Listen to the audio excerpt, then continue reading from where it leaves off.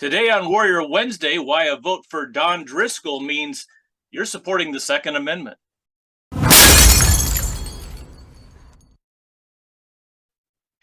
Back again with another Warrior Wednesday and a special feature today coming from the eastern portion of Iowa. It's Don Driscoll, and Don is in an important Senate race that folks in central and western Iowa might not be familiar with. But Don, tell us how you ended up facing off against a current senator that also had a background in law enforcement. Yes, thank you so much for having me on this morning. I really appreciate it. I welcome the opportunity to get on and talk about my race as much as possible. So yes, I got redistricted this session back in November, like last November. We had to vote on maps. And I used to be the senator for Poweshiek County, Benton County, and Iowa County. And when they redrew the maps, now I'll have Washington County, the rural part of Johnson, and Iowa County again.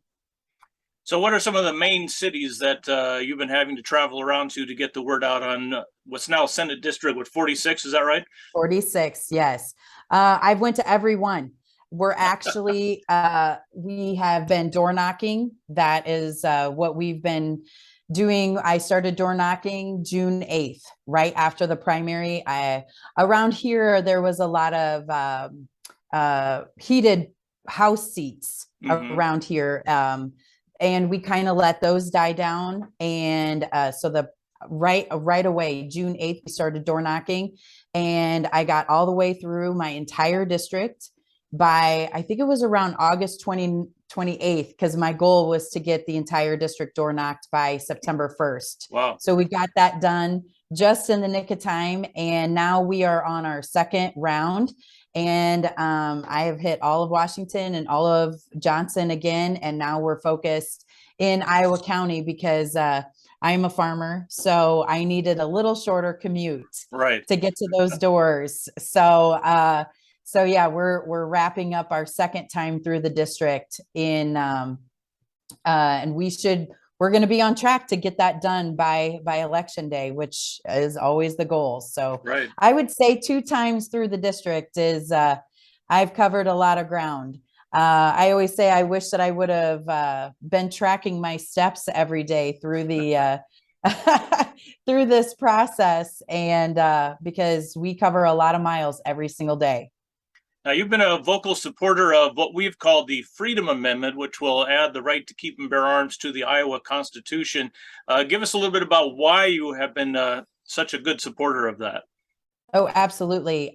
Growing up, my dad was an avid hunter, and it's in our Constitution. And now it definitely needs to be in Iowa's Constitution. And I truly believe that everyone has the right and the freedom to be able to protect themselves and arm themselves. And it has to happen this election cycle. Absolutely. So I'm a firm believer that, you know, we're a hunting family here. I should say my son is, and I always enjoy trap shooting and things like that. So it's definitely important. And I don't think that we want to be, correct me if I'm wrong, we're one of 6 states that doesn't have it in our Constitution in the state of Iowa. And I do not want to join it's, correct me if I'm wrong, it's California, Maryland, New Jersey, New York,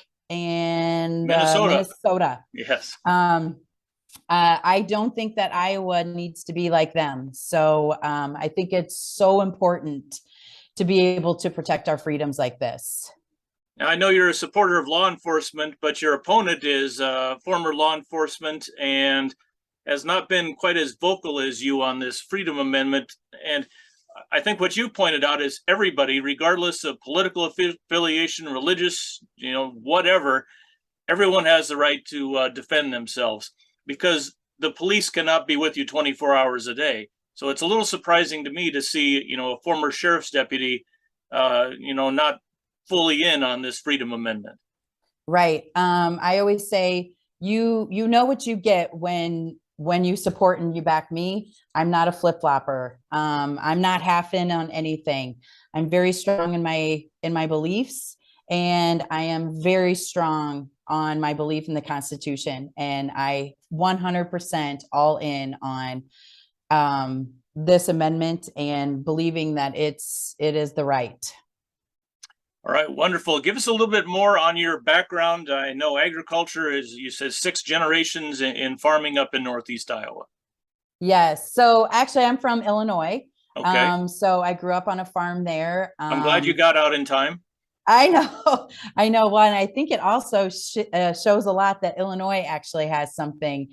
I think that I always like to say I'm an Iowan by choice, and the fact that Illinois has something and we don't. I mean, that's not the right way to be, especially right now. But yeah, I grew up on a farm there. I always like to say that I have no brothers, and so I was raised as my dad always says I'm his farm boy.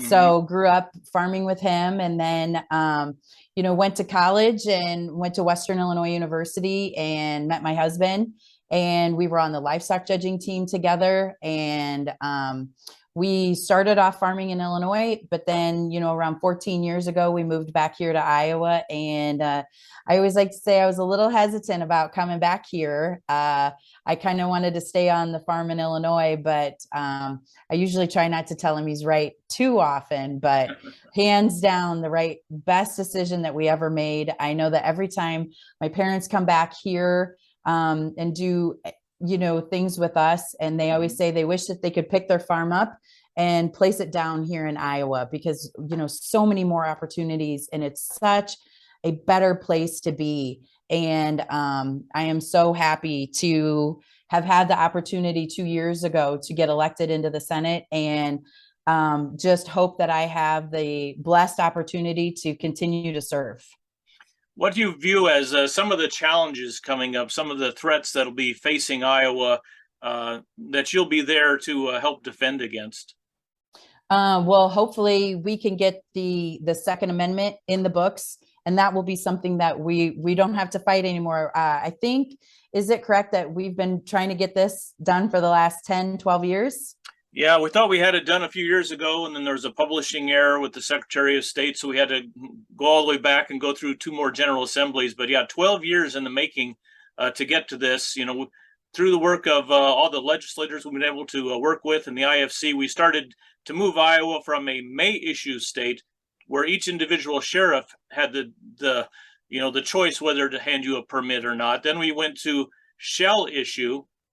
So may issue to shall issue, then what we call constitutional carry or permitless carry, where now everybody is able to exercise the rights that God gave us, and the Second Amendment has maintained. So finally, now we're moving to, get that Second Amendment protection in the Iowa Constitution. So it's been a long battle, a little bit of a time, but we sure hope after November 8th that this is a major battle that we can put the flag in the ground and say we won, but continue to be vigilant, because as we've seen in other states, New York, California, Hawaii, even with the recent Supreme Court decision, the Bruin versus New York State Rifle and Pistol Association, a lot of states are just ignoring it. Yeah. And that's part, half of our job up at the legislature is, to stop bad ideas from, coming into law. And so I think that it's very important that, especially somebody like me who believes so strongly in the Second Amendment, that is what we are there to do, is to protect, our freedoms and our rights to bear arms. So, but yeah, nobody wants to be in the same category as California and New York. Absolutely. Yeah. And I know that Iowa doesn't. Right. Give me a little bit of who inspired you to get into the political world, and just how did that process turn out? Yeah. So, being involved in agriculture, especially from the very beginning, my family was huge into it. Being in Illinois, we have a little bit different fight on our hands always, as far as advocating for agriculture. We were very, very active as far as educating the Chicago legislatures up there. And so when I moved to Iowa, that was the first thing that I did, because it's the only thing that I ever knew to do, was to get involved in Farm Bureau and Right. being really involved with my senator and the House of Representatives, always advocating for agriculture. So when Senator Tim Capuchian decided to retire, I was actually up there advocating for something up at the Capitol as far as an ag policy goes. And he pulled me aside and he said, you know, I'm going to retire, but I want a farmer in my seat.